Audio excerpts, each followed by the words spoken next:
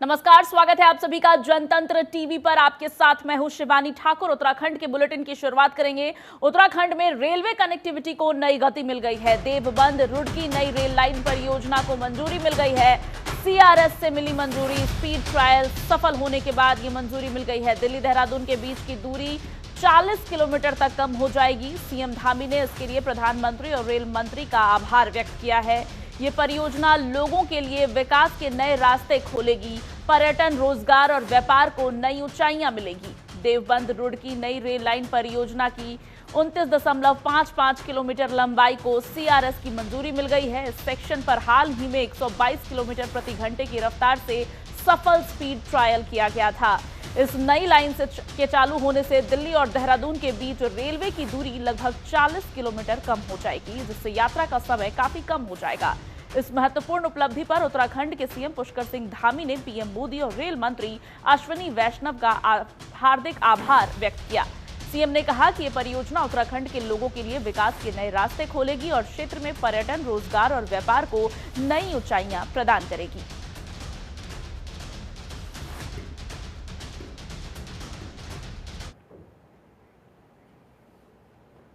Cabinet मंत्री गणेश जोशी ने press वार्ता करते हुए जानकारी दी कि उत्तराखंड स्टेट मिलेट्स पॉलिसी के अंतर्गत 2 चरणों में काम किया जाएगा। प्रथम चरण में 24 विकास खंडों में 30,000 हेक्टेयर क्षेत्रफल रखा गया है, जो कि 2025-26 से 2027-28 तक रहेगा। वहीं दूसरे चरण में 44 विकास खंडों में 40,000 हेक्टेयर क्षेत्रफल रहेगा, जो कि 2028-29 से 2030-31 तक रहेगा। उन्होंने आगे कहा कि मिलेट पॉलिसी प्रदेश के 11 जनपदों में लागू होगी, जिसके लिए कुल 134.89 करोड़ की कार्य योजना का संचालन किया जाएगा। कैबिनेट मंत्री ने आगे जानते हुए बताया कि मिलेट्स पॉलिसी में मंडवा, झंगोरा, रामदान, कौनी और चीना फसलों को शामिल किया गया है, जिसके तहत चयनित मिलेट्स फसलों के बीज और जैव उर्वरक को 80% अनुदान पर कृषकों को बांटा जाएगा, जिसमें धनराशि भी दी जाएगी।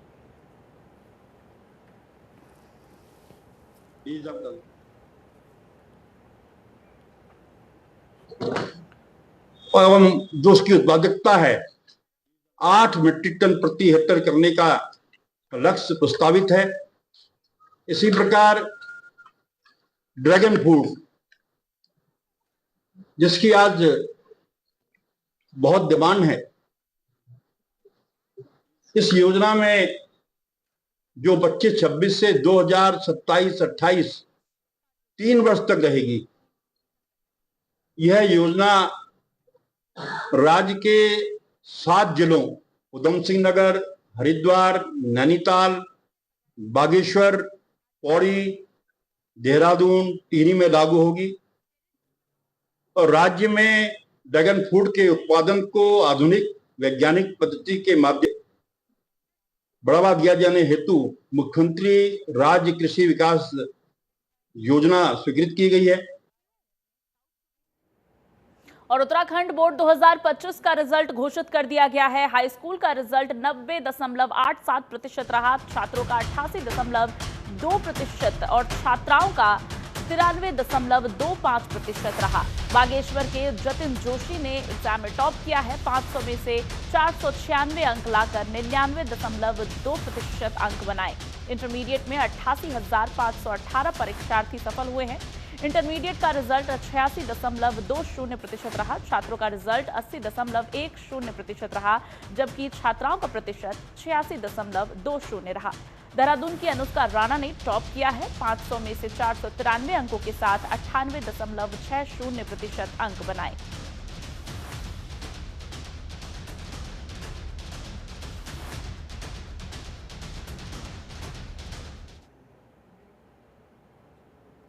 चलिए अगली खबर की बात कर लेते हैं। चमोली जिले के निजमुला घाटी में सड़क दुर्घटना में 5 लोगों की मौत होने की खबर सामने आई है। आपको बता दें कि शादी समारोह से घर लौट रहे लोगों का वाहन खाई में गिर गया, जिससे 5 लोगों की दर्दनाक मौत हो गई। भारी बारिश के कारण घटना की जानकारी देर से मिली। बेहद मुश्किल हालात में रेस्क्यू ऑपरेशन चलाया गया, लेकिन लोगों को बचाया नहीं जा सका।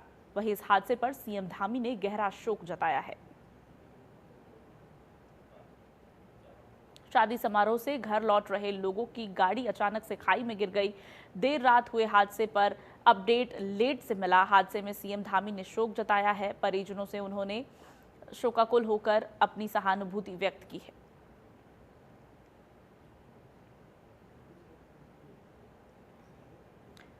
सड़क हादसे में 5 लोगों की मौत होने की खबर सामने आई है। निजमुला घाटी के पास का ये पूरा मामला है, जिसमें शादी समारोह से घर लौटते वक्त कार के पलटने की वजह से 5 लोगों की मौत हो गई। इस पूरे मामले पर मुख्यमंत्री पुष्कर सिंह धामी ने शोक जताया है। ये भी जानकारी सामने आ रही है कि हादसे की जानकारी भी देरी से मिली और ऐसे में रेस्क्यू ऑपरेशन चलाकर शव को बाहर निकाला गया।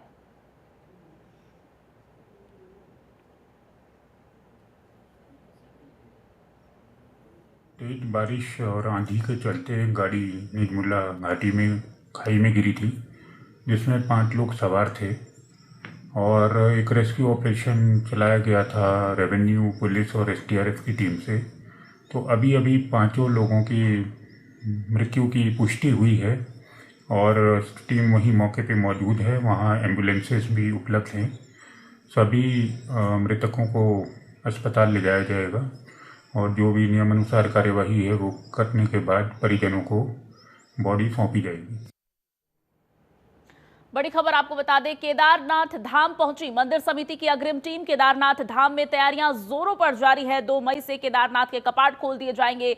वहीं बद्रीनाथ में 4 मई से दर्शन होंगे। उत्तराखंड में 4 धाम की तैयारियां जोरों पर है। इसी कड़ी में श्री बद्रीनाथ केदारनाथ मंदिर समिति की अग्रिम टीम श्री केदारनाथ धाम पहुंच चुकी है। समिति के अनुसार श्री केदारनाथ धाम के कपाट 2 मई को विधिवत रूप से श्रद्धालुओं के लिए खोल दिए जाएंगे, जबकि श्री बद्रीनाथ धाम के कपाट 4 मई को खुलेंगे। BKTC की तरफ से जारी जानकारी के अनुसार द्वितीय केदार माने जाने वाले श्री मधेश्वर मंदिर के कपाट 21 मई को खोले जाएंगे। वहीं तीसरे केदार श्री तुंगनाथ मंदिर के कपाट भी 2 मई को श्रद्धालुओं के लिए खोल दिए जाएंगे। इन तैयारियों के सिलसिले में BKTC के मुख्य कार्यकारी अधिकारी विजय प्रसाद थपालियाल ने हाल ही में श्री ओंकारेश्वर मंदिर उखी मठ में एक बैठक में हिस्सा लिया और कपाट खुलने की तारीखों को अंतिम रूप दिया।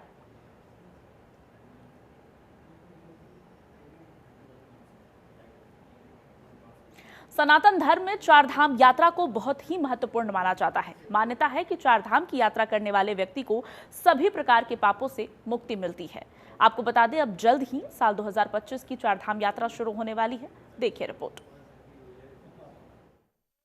30 अप्रैल से शुरू हो रही है 4 धाम यात्रा, जिसके लिए पर्यटन विभाग ने 20 मार्च से आधार आधारित ऑनलाइन पंजीकरण शुरू कर दिया था।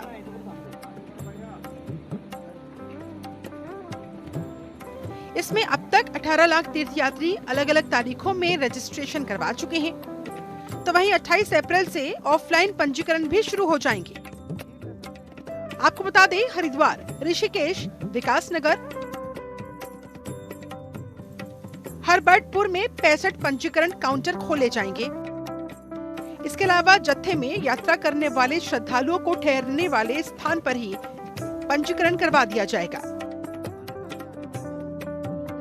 इस पवित्र 4 धाम यात्रा के लिए पुलिस ने अलग अलग मार्गों पर सूचना संबंधित साइन बोर्ड लगा दिए,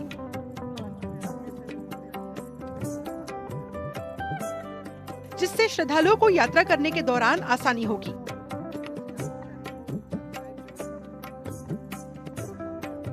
वरिष्ठ पुलिस अधीक्षक अजय कुमार की ओर से अधिकारियों को 4 धाम यात्रा के रूटों पर साइन बोर्ड लगाने के इंस्ट्रक्शंस दिए गए।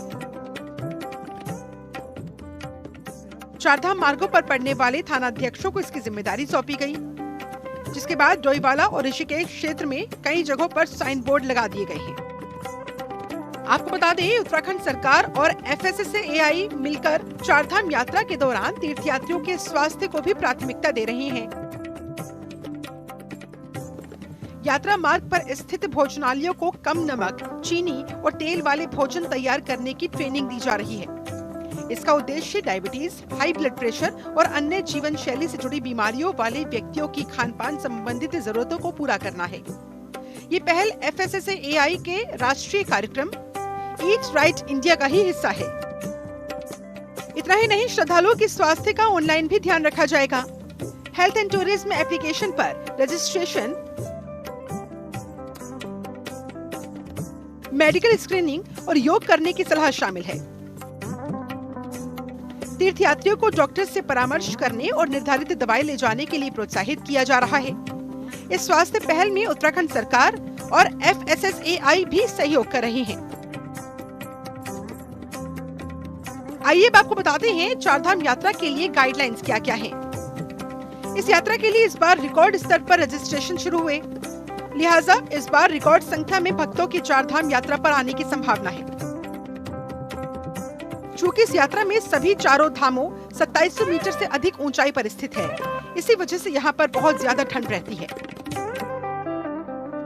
इसके अलावा ऑक्सीजन की कमी, अल्ट्रावायलेट रेडिएशन और कम हवा का दबाव भी रहता है, जिससे यात्रियों पर स्वास्थ्य का जोखिम बना रहता है। और इसी को देखते हुए उत्तराखंड पर्यटन विभाग ने यात्रियों के लिए दिशा निर्देश जारी किए। बता दें आपको, यात्रा को अच्छी तरह से पूरा करने के लिए और भीड़ से बचने के लिए कम से कम 7 दिन की यात्रा की योजनाएं बनाएं। ट्रैकिंग के दौरान हर घंटे या 2 घंटों में ब्रेक जरूर लें। यात्रा पर जाने से पहले अभी से रोजाना ब्रीदिंग एक्सरसाइज करनी शुरू कर दें, ताकि आपकी बॉडी को इसकी आदत हो जाए। और कुछ देर वॉकिंग भी करें। जिन लोगों की उम्र 55 साल से ज्यादा है या जो लोग बीमार हैं, पहले अपना फिटनेस टेस्ट जरूर करवाएं। यात्रा के लिए अपने साथ गर्म कपड़े, रेनकोट, जरूरी दवाइयाँ, पल्स ऑक्सीमीटर और थर्मामीटर ले जाना ना भूलें। ब्यूरो रिपोर्ट, जनतंत्र टीवी। चारधाम यात्रा शुरू होने में महज 1 हफ्ते का वक्त बचा है, लेकिन यमुनोत्री धाम में तैयारी के नाम पर घाट में सिर्फ एक सीढ़ी बन पाई है। सुरक्षा व्यवस्था की अगर बात की जाए तो जमीनी स्तर पर सिर्फ लीपापोती का काम चल रहा है। इस बार भी स्नान घाट तैयार नहीं होने पर यात्रियों को मजबूरन जान जोखिम में डालकर यमुना नदी में स्नान करना पड़ेगा। जिला प्रशासन सिर्फ फोटो सेशन कर यात्रा व्यवस्था का दावा कर रहा है, जो कि सोशल मीडिया में खूब सुर्खियां बटोरने का काम कर रहा है, लेकिन धरातल पर कुछ और ही नजर आ रहा है।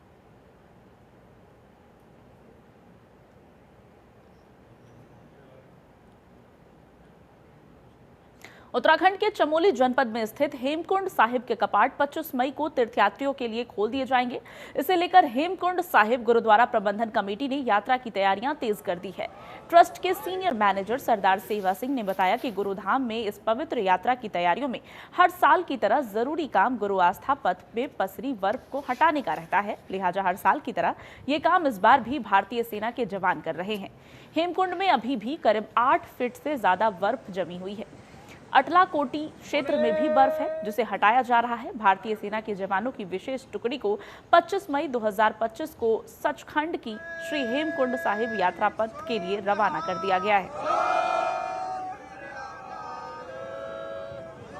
वाहिगुरु जी का खालसा, वाहिगुरु जी की फतेह। गुरु महाराज की अपार बख्शिश हुई है। 2025 ਦੀ श्री हेमकुंड साहिब की यात्रा ਨੂੰ ਲੈ ਕੇ ਅੱਜ 9 ਬ੍ਰਿਗੇਡ ਦੇ 418 ਇੰਡੀਪੈਂਡੈਂਟ ਇੰਜੀਨੀਅਰ ਕੋਰ ਦੇ ਜਵਾਨ ਹਰ ਸਾਲ ਦੀ ਤਰ੍ਹਾਂ ਗੁਰਦੁਆਰਾ ਗੋਬਿੰਦ ਘਾਟ ਵਿਖੇ ਨਤਮਸਤਕ ਹੋਣ ਉਪਰੰਤ ਗੁਰੂ ਚਰਨਾਂ 'ਚ ਅਰਦਾਸ ਕਰਕੇ ਫਤਿਹ ਦਾ ਜੈਕਾਰਾ ਛੱਡਦੇ ਹੋਏ ਗੋਬਿੰਦ ਧਾਮ ਲਈ ਰਵਾਨਾ ਹੋ ਰਹੇ ਨੇ। ਵਾਹਿਗੁਰੂ ਦੇ ਚਰਨਾਂ ਵਿੱਚ ਅਰਦਾਸ ਬੇਨਤੀ ਹੈ ਕਿ ਵਿਖੜੇ ਪਿੰਡਾਂ ਦੀ ਸੇਵਾ ਕਰਦਿਆਂ ਹੋਇਆਂ ਸਾਰੇ ਜਵਾਨਾਂ ਦੇ ਸਿਰ ਤੇ ਮਿਹਰ ਭਰਿਆ ਹੱਥ ਰੱਖਣਾ, ਸਾਰੇ ਵੀਰਾਂ ਨੂੰ ਸਟਾਫ ਨੂੰ ਦੇਰੋਗਤਾ ਤੰਦਰੁਸਤੀ ਬਖਸ਼ਣੀ, ਆਪਣਾ ਕਾਰਜ ਆਪ ਹੀ ਅੱਗੇ ਹੋ ਕੇ ਨੇਪਰੇ ਚੜਵਾਉਣਾ, ਸਭ ਦੇ ਸਿਰ ਤੇ ਮਿਹਰ ਭਰੇ ਹੱਥ ਰੱਖਣਾ। ਵਾਹਿਗੁਰੂ ਜੀ ਕਾ ਖਾਲਸਾ, ਵਾਹਿਗੁਰੂ जी की फतेह। चलिए आगे बढ़ते हैं। बात अब बॉलीवुड एक्ट्रेस उर्वशी रौतेला की, जो अक्सर किसी न किसी खबर को लेकर सुर्खियों में बनी रहती हैं। और हाल ही में एक्ट्रेस ने एक ऐसा बयान दिया जिसे लेकर वो दोबारा चर्चा में है। दरअसल एक पॉडकास्ट में एक्ट्रेस उर्वशी रौतेला ने दावा किया कि उत्तराखंड में पहले से ही मेरे नाम का उर्वशी मंदिर है। आप बद्रीनाथ मंदिर के दर्शन करने जाओगे तो उसके ठीक बाजू में एक मंदिर है जिसका नाम उर्वशी है और वो मेरे लिए ही डेडिकेटेड है। मेरी बस ये चाह है कि साउथ में भी ऐसा कोई मंदिर हो जो मेरे फैंस के लिए हो। उर्वशी रौतेला का बद्रीनाथ धाम के पास उर्वशी मंदिर को अपना मंदिर बताने के बाद सोशल मीडिया पर वीडियो वायरल हो रहा है, जिसको लेकर लोगों में कहीं ना कहीं अब धीरे धीरे आक्रोश दिखाई दे रहा है। बद्रीनाथ धाम के पास वाणवी गांव में मां उर्वशी का मंदिर मौजूद है, लेकिन ये उर्वशी रौतेला का नहीं बल्कि भगवान विष्णु की जांघ से उत्पन्न हुई देवी उर्वशी का मंदिर है। यहाँ के लोग इस मंदिर की पूजा अर्चना उर्वशी माता और देवी सती के नाम से करते हैं। आपको बता दें कि इस पूरे विवाद में उर्वशी रौतेला की मां भी कूद पड़ी हैं। उन्होंने अपनी बेटी के पक्ष से सफाई देते हुए सोशल मीडिया पर लिखा है कि लोग बिना पूरी बात सुने ही किसी भी बात में कूद पड़ते हैं।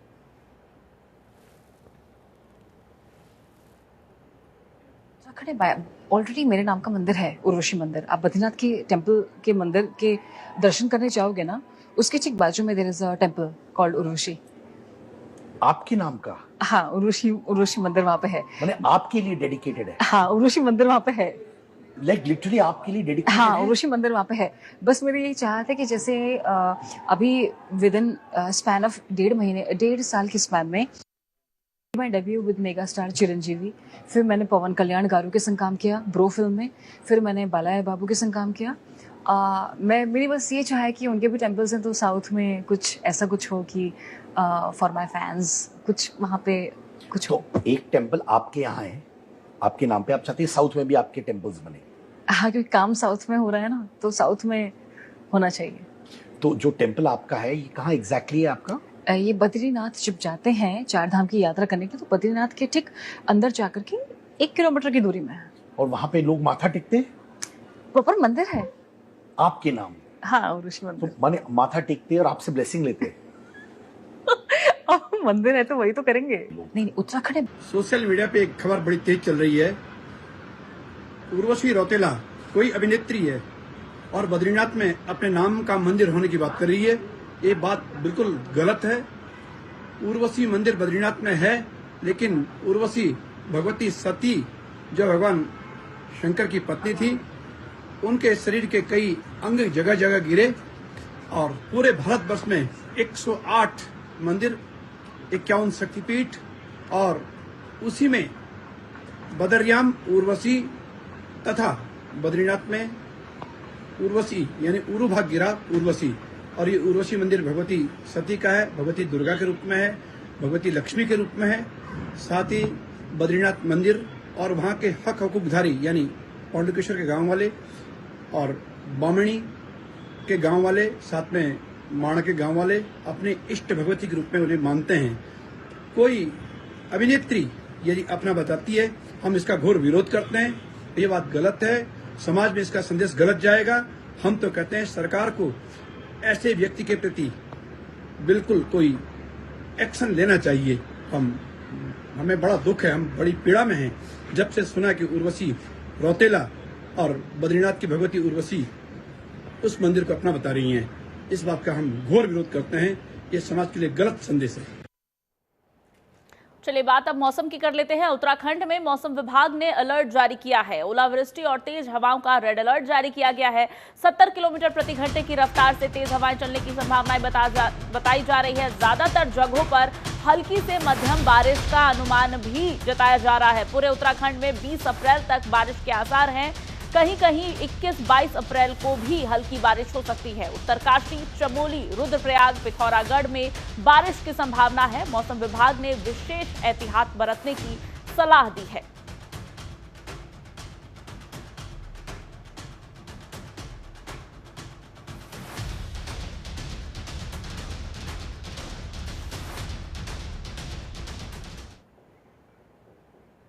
मौसम विभाग ने उत्तराखंड में अगले 4 दिन जमकर बारिश होने की संभावना जताई है, जिसके चलते आज 11 जिलों में बारिश का पूर्वानुमान है। तो कल से 3 दिन तक सभी जिलों में बारिश हो सकती है। ऐसे में लोगों से सावधान और सतर्क रहने को कहा गया है। देखिए पूरी रिपोर्ट।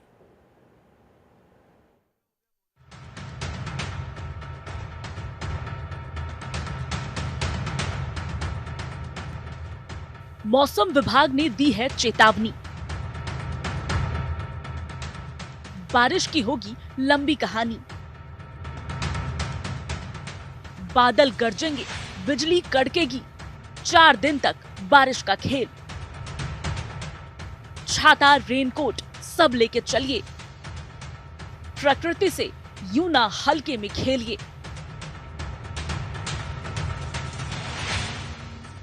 उत्तराखंड में एक बार फिर मौसम विभाग ने अलर्ट जारी किया है। मौसम विभाग के मुताबिक प्रदेश में मौसम का मिजाज बदलेगा। इसमें तेज हवाओं के साथ साथ बारिश और ओलावृष्टि होने की संभावना है। आपको बता दें, मौसम विभाग के मुताबिक प्रदेश भर में 18 अप्रैल से 20 अप्रैल तक 70 किलोमीटर प्रति घंटे की रफ्तार से हवाएं चलने की संभावना है। इसके अलावा बारिश का अलर्ट भी जारी किया गया है। कहीं कहीं ओलावृष्टि होने की भी संभावना जताई गई है। तो वहीं 21 अप्रैल से मौसम साफ होने की संभावना है। आपको बता दें, मौसम विभाग ने बताया कि मौसम बदलेगा। इस दिन देहरादून, टिहरी, उत्तरकाशी, पौड़ी, रुद्रप्रयाग और चमोली में बिजली चमकने के साथ साथ तेज हवाएं चलेंगी। ऐसे में मौसम विभाग ने लोगों को सतर्क रहने की सलाह दी है। बता दें, इस दौरान फसलों को भी नुकसान हो सकता है। खासकर गेहूं की फसल को ज्यादा नुकसान होगा। जबकि 19 अप्रैल को मौसम विभाग ने प्रदेश भर में ऑरेंज अलर्ट जारी किया है। खासकर देहरादून, हरिद्वार, पौड़ी, नैनीताल, चंपावत और उधम सिंह नगर जिलों के लिए ऑरेंज अलर्ट जारी किया गया है। मौसम विभाग ने इस दौरान तेज हवाओं के साथ बारिश की संभावना जताई है। इसके साथ ही मौसम विभाग ने बिजली गिरने का अलर्ट भी जारी किया है।